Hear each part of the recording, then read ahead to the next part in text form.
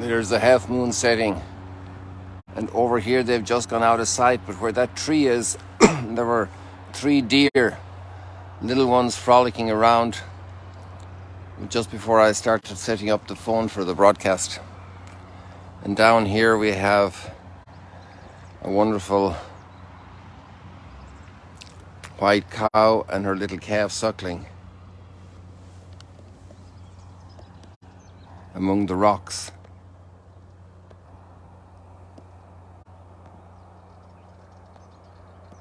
I already saw a couple of other calves earlier on the way out here.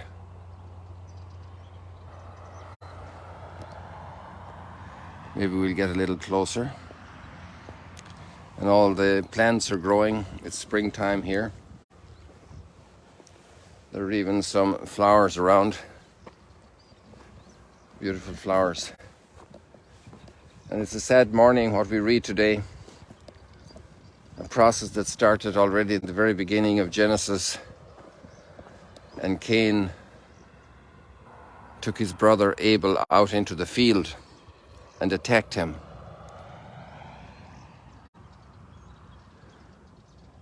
It was already a warning from his conscience to get reconciled with his brother, to gain peace of heart.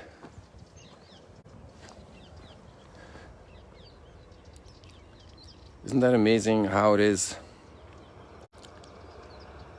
in life, and things one deeply regrets afterwards were preventable at a certain moment, but when the opportunity wasn't taken, it became such a horrendous path of downhill. I don't know what fascinates you most about the story. Check it out. It's chapter 4 of Genesis.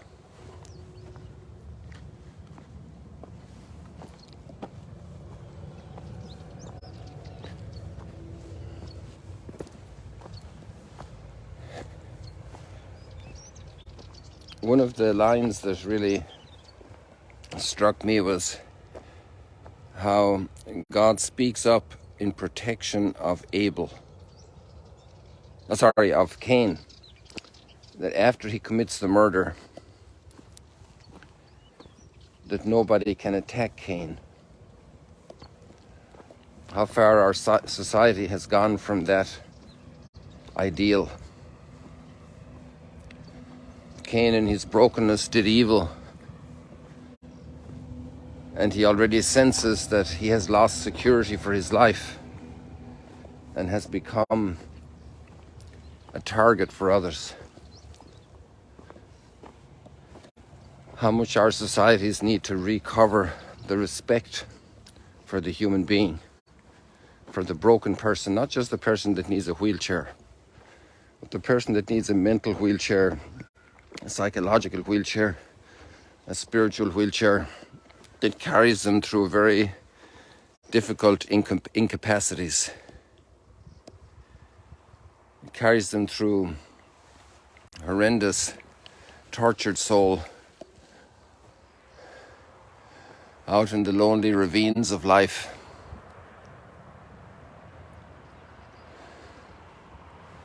The loneliness. On the way back from our outing yesterday with one of our priests, we decided, instead of listening to music, we took out Macbeth and the soundtrack, and it was an hour trip, so we just heard half of it.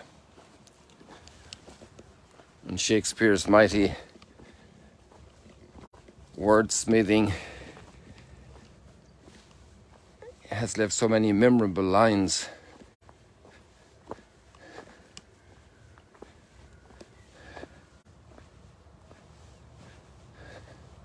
Am I my brother's keeper?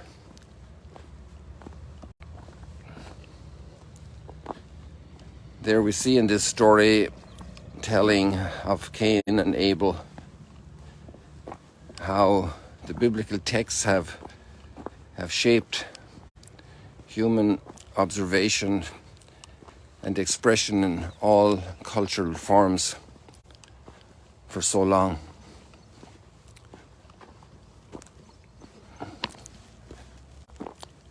The impact this book has had on human life. Am I my brother's keeper?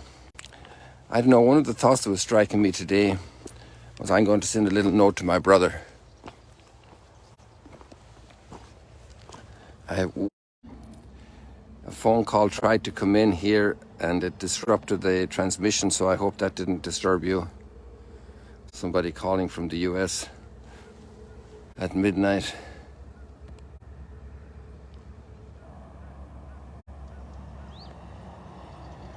I'd love to. Oh, there's the calf. That's good.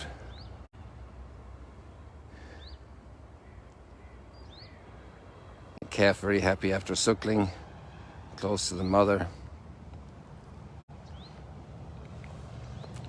And we have the sorrow of Eve, particularly expressed in the text also, for the loss of her son.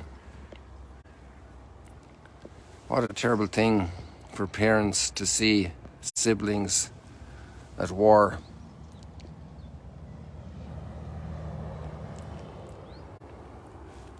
What a prayer we must have to lift up the culture of mutual support and solidarity.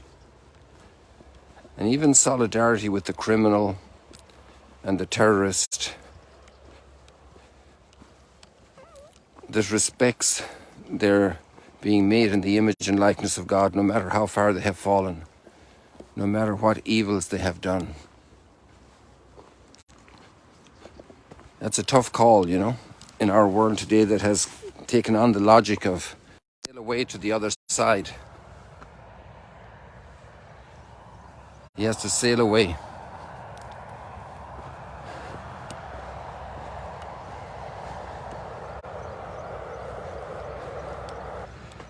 The people don't receive him. And he actually instructed his disciples to expect rejection also, not always to be welcomed with open hearts and open homes, open communities. There would be persecution, there would be rejection. It's part of the course of his followers and witnesses.